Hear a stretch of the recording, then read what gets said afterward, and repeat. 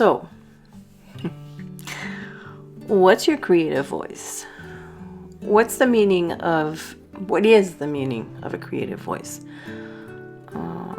For me, it has to do with trusting my instinct and allowing the creativity to come out without any filters, or I would better describe it as being in the zone or the flow.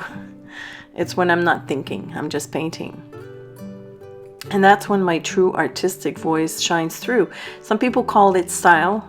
However you decide to call it, it all comes down to this need we all have to fit in, to belong to a category so that our art becomes identifiable or labeled. So this is the story of two recent paintings. The one you're seeing right now is me wanting to improve, quote unquote, my skills by recreating as realistically as possible this beautiful group of feathers which was gifted to me, because I should, right? I should approach my paintings in a different way than usual, get out of my so-called comfort zone, because that's how you learn. That's how you become better at painting. At least that's what I've heard so many times. Well, it turns out that I made myself miserable. And what's the point of that exactly? Why should I paint from an unhappy place? And why should I push myself into creating in a different way than what comes naturally to me if it's only going to give me anxieties under the pretext of improving my skills? And although it is true that experimenting with different ways, or dare I say it, styles, makes you grow, there's a fine line between that and being completely unhappy with the process.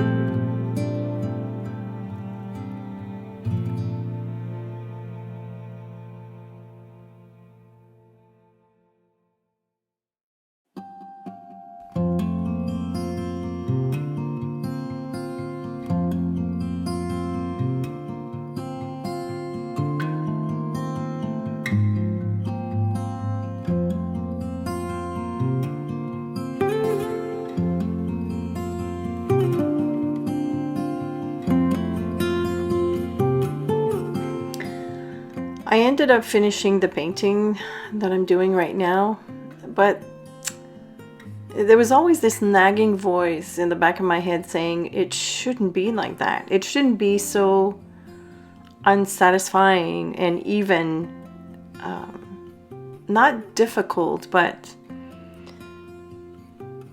stressful. That's the right word. It was just stressful to me. So and it just left me empty.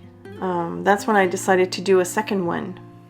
And I used the same reference, but with a different approach. And I would be very hard pressed to describe that approach because I haven't labeled it, nor would I want to. It's just simply my approach. It's one that comes naturally for me without thinking or analyzing. And I knew the minute that paint touched paper that I was back in the zone, back to this happy place that I couldn't find in the first painting. I just gave myself permission to just act on impulse.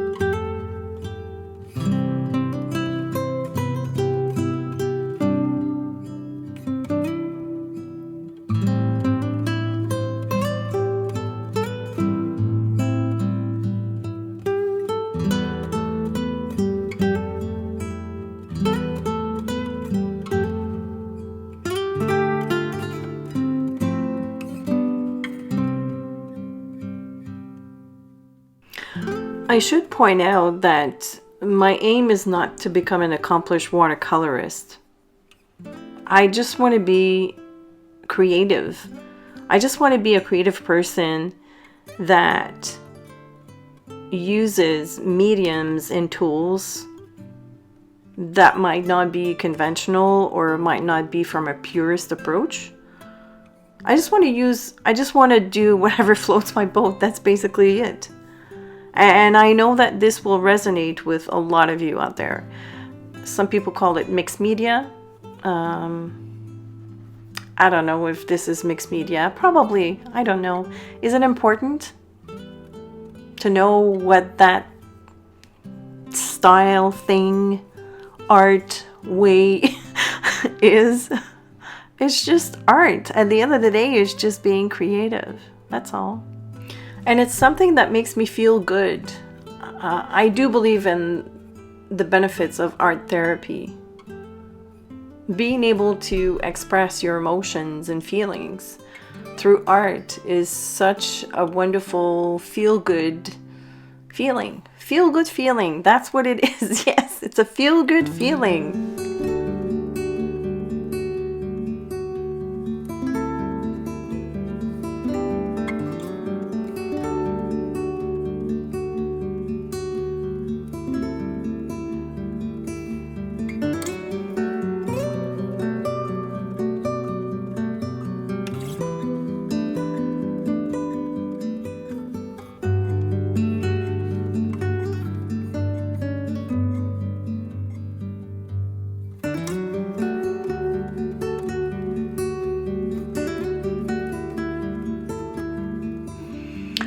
I've learned a valuable lesson today with these two paintings.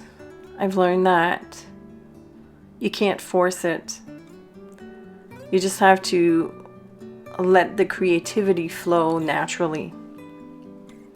That's how you stay in the flow. It shouldn't be contrived. It shouldn't make you feel bad. It shouldn't make you feel anxious.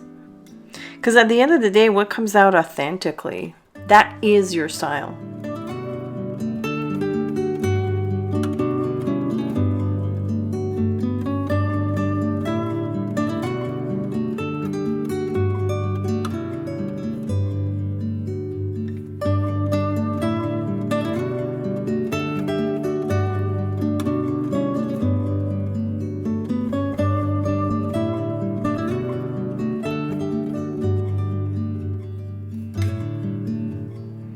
Wow, look at them side by side. What a difference. And I'm not saying the one on the right is bad. All I'm saying is that there's very little me in it. I find this quite amusing that for a person that loves details, I couldn't get into the first painting. I think I like details, but on my own terms. And my approach will change from day to day. I'm very moody that way. I guess what I'm trying to say is that the approach I took with the first painting was not the right one for me on that day because something else was dying to come out. So instead of forcing what I thought I should be doing, I should have just been honest with myself and say, no, this is not the right approach for me right now. Let's try it a different way. I hope you've enjoyed this video. I hope it was both inspiring and encouraging. And if you feel like sharing your thoughts on that topic, feel free to leave them below. I always get a kick out of reading your comments. Thanks so much for watching, and I will see you soon.